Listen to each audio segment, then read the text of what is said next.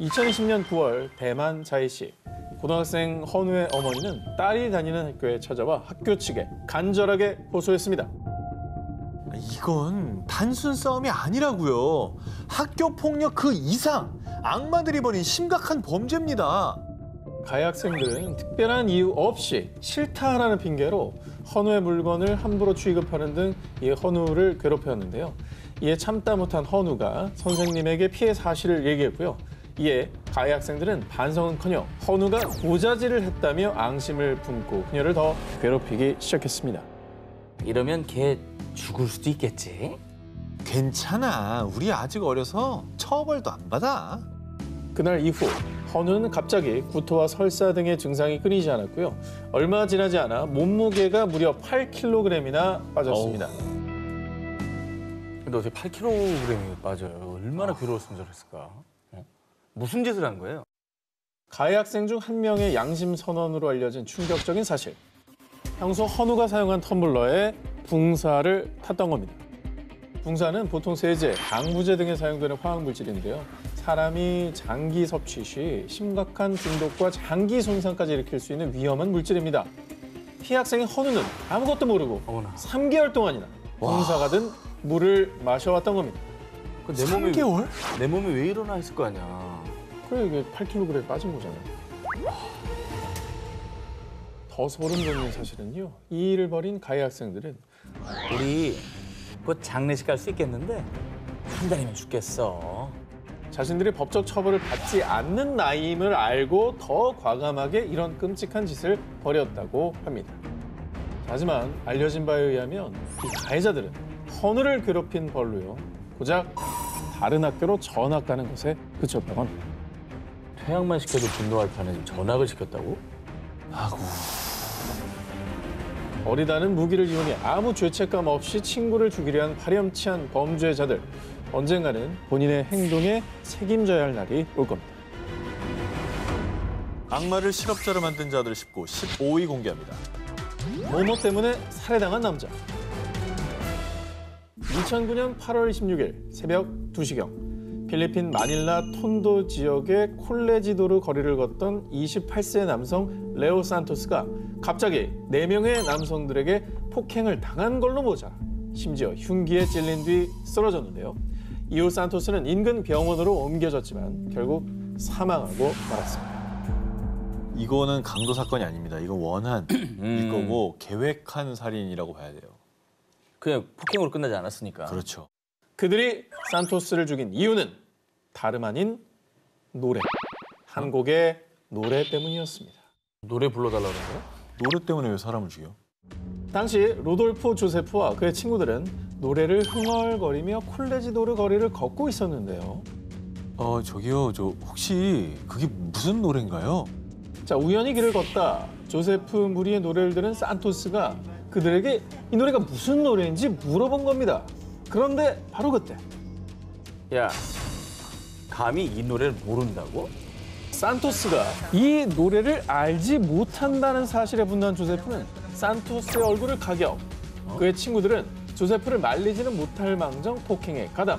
자, 급기야 그중 한 명이 소지하고 있던 흉기를 꺼내 산토스를 2차례 찌른 후 도망쳤던 겁니다. 아니, 무슨 노래인데?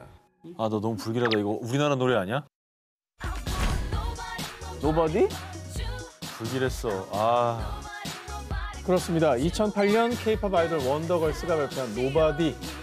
당시 복고 컨셉으로 한국에는 물론 필리핀, 태국, 말레이시아 등 아시아 각국에서도 큰 인기를 누렸는데요. 조세프는 산토스가 평소 자신이 좋아하던 원더걸스의 노바디를 알지 못한다는 사실에 크게 분노. 결국 그를 살해하기에 이르렀던 거죠. 이건 원더걸스를 위한 일이 아니에요. 원더걸스도 이 사실을 알면 정말 쇼크 받겠다. 그래, 아니, 이게 누굴 위한 거야, 도대체.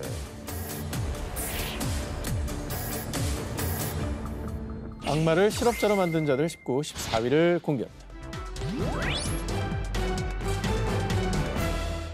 지난해 12월 일본 사태의 심각성을 감안해 계약을 해지하겠습니다. 한 인기 배우가 갑자기 소속사로부터 계약 해지 통보를 받았는데요. 계약을 해지당한 배우는 오자와 렌, 그는 2013년 가면 라이더 시리즈에 출연한 뒤 성우로도 활동하며 연극, 뮤지컬 무대에서도 맹활약. 자, 그리고 데뷔 후 연애를 한 번도 하지 않은 이 숙맥 이미지까지 큰 인기를 끌었습니다. 그런데 그에게 5년 동안 만난 여자친구가 있다는 사실이 보도되자 팬들 사이에서 큰 논란이 일었는데요. 아유, 연애 좀 하면 안 됩니까? 뭐 연애했다고 계약 해지한 건 아니죠? 물론 그 이미지가 연애를 못하는 이미지였으니까 배신감이 느껴졌을 것 같긴 한데 계약 해지는 아니지. 그게 계약 해지까지 할 일인가 싶긴 하고요. 팬들은 일방적으로 계약을 해지한 소속사에게 분노를 터뜨리지 않았고요. 오히려 다신 TV에서 안 봤으면 좋겠습니다. 그를 좋아했던 제가 부끄럽습니다. 라며 오자바 렌을 향해 비난을 퍼부었습니다. 일방적으로 해지를 당했으면 배우가 억울한 거 아니에요? 그럼 배우를 응원해줘야지 왜 저렇게 얘기를 하지? 이 정도면은 여자친구가 없는 척을 했다는 거 이상의 뭔가 있는 것 같아요.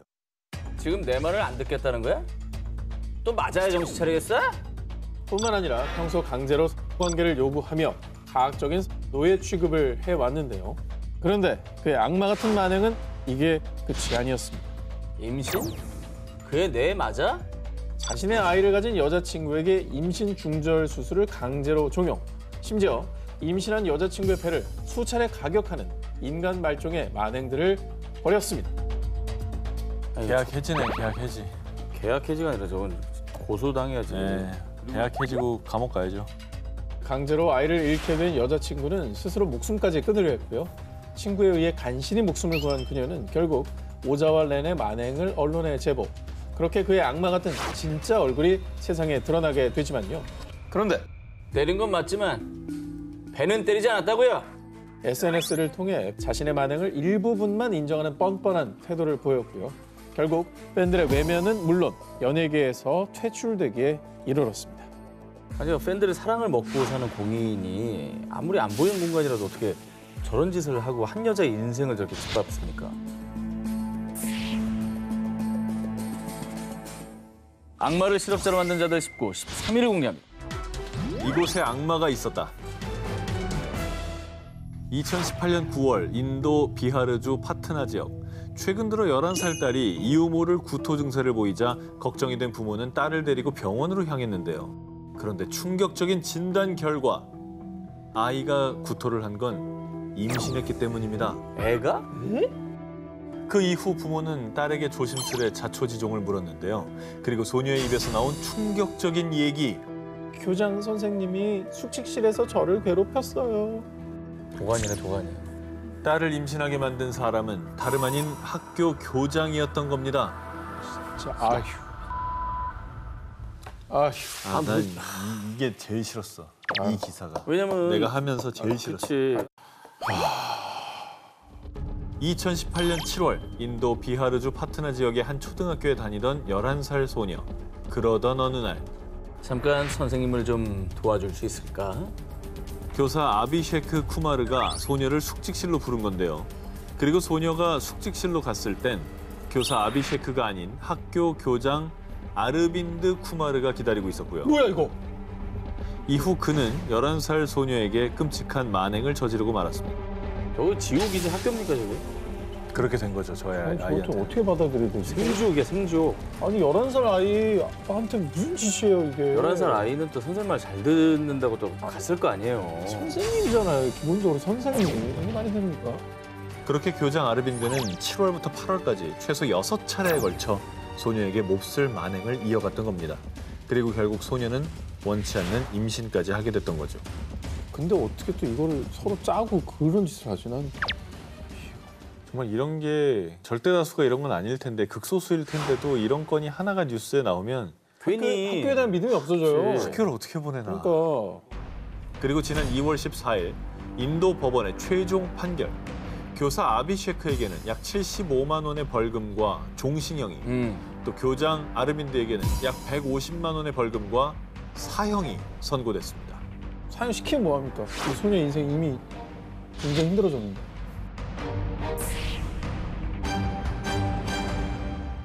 악마를 실업자로 만든 자들 19, 12위 공개합니다. 순애보의 비극적 결말. 2019년 2월 중국 화이안시 남자친구 리 씨와 함께 새벽까지 술을 마시고 헤어진 손 씨. 그런데 얼마 후 그녀는 충격적인 메시지를 받게 됩니다. 나 같은 건 죽어야 돼. 잘 살아. 깜짝 놀라 하천으로 달려간 손 씨는 물에 빠져 허우적거리는 리 씨를 발견. 수영도 잘 못하는 그녀는 남자친구를 구하기 위해 망설임 없이 하천으로 뛰어들었는데요. 그런데 말입니다. 물에서 무사히 나온 건 죽겠다고 물에 뛰어들었던 리 씨 혼자였습니다. 응? 리 씨를 구하려던 여자친구 손 씨는 안타깝게도 물살에 휩쓸려 사망하고 말았는데요. 아우, 어떡해. 아, 그러니까 남자친구를 구하고 본인은 이제 사력을 다해가지고 힘이 빠져서 헤엄을 못 쳐서 나오신 건가? 그런데 이 사건에는 반전이 있었습니다. 리 씨, 당신을 고의적 살인 혐의로 체포합니다. 대체 이게 어떻게 된 일이냐? 사건이 있었던 그날 밤으로 다시 돌아가 보겠습니다. 남자친구인 리 씨가 상습적으로 도박을 한 걸 알게 된 손 씨는 리 씨와 크게 다퉜는데요.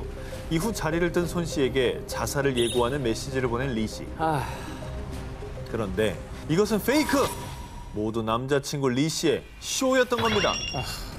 경찰이 하천 교각에 설치된 CCTV를 확인하고 추궁한 결과 손 씨가 자신을 구하려고 다가오자 리 씨는 오히려 그녀를 수심이 깊은 곳으로 강제로 끌어당긴 겁니다. 왜? 그리고 수영을 못하는 손 씨가 물에 빠져 허우적거리는 사이 리 씨는 혼자 빠져나와서요.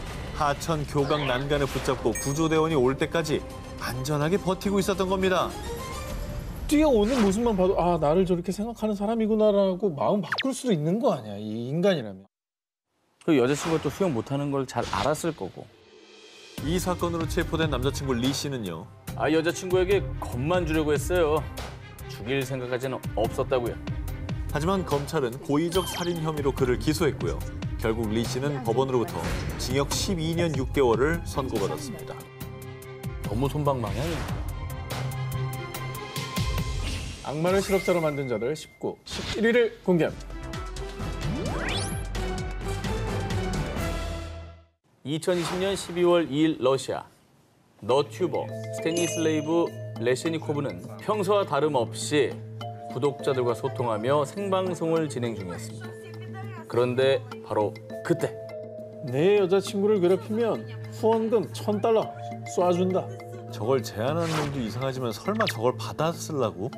스테니슬레이브는 이 말도 안 되는 제안에 우리처럼 화를 네. 내기는커녕 자신의 여자친구 발렌티나를 발코니에 가둔 뒤 문을 잠가버렸습니다. 모스크바의 12월 평균 최저 기온은 영하 8.6도입니다. 평균이요. 게다가 당시 발렌티나는 겉옷을 입지 않은 속옷 차림이었습니다. 와, 저거는 동사할 수도 있는 거 아니에요? 야, 근데 러시아 유명하잖아요. 막 물 뿌리면 그대로 얼어버리는. 그대로 얼죠. 이거는 장난이 아니에요. 이건 너무 지나친 아니, 거지. 게다가 속옷바람이었다며. 후원금과 조회수에 눈이 멀어서요. 여자친구를 혹한의 추위에 방치하는 사이 그녀는 의식을 잃었습니다. 자, 이후에 구급대원들이 스테니슬레이브의 집으로 출동을 했습니다. 그러나 정말 안타깝게도요. 이미 그녀는 세상을 떠난 뒤였습니다. 이게 명백히 살인이에요. 저 여자의 인생이 너무 불쌍하다. 자, 여러분, 제 기사 끝나는 줄 아십니까? 네? 뭐라고요? 아직은 분노하기에 이릅니다. 뭐가 더 있어? 여자친구 발렌티나 시신을 확인해봤습니다. 그 결과 그녀의 사망 요인은 저체온증이 아니었습니다. 에? 뭐라고? 바로 머리 부상이었습니다. 방송 초반에 스테니슬레이브가 그녀에게 폭행까지 했던 겁니다. 그러나 아니, 발렌티나는 원래 뇌졸중을 앓고 있었다고요. 아니, 얼마나 세게 때렸길래 그렇죠. 사람이 죽어? 반성 없이 저렇게 계속 뇌졸중 운운하는 것도 너무 꼴보기 싫네요. 또 하나의 사실은 사망 당시 네, 그것만 아니면 좋겠어요. 발렌티나는 임신 중이었습니다. 이전 방송에서 임신 사실을 공개해 남자친구인 스테니슬레이브를 비롯해 구독자들까지 이 임신 사실을 알고 있었다고 합니다.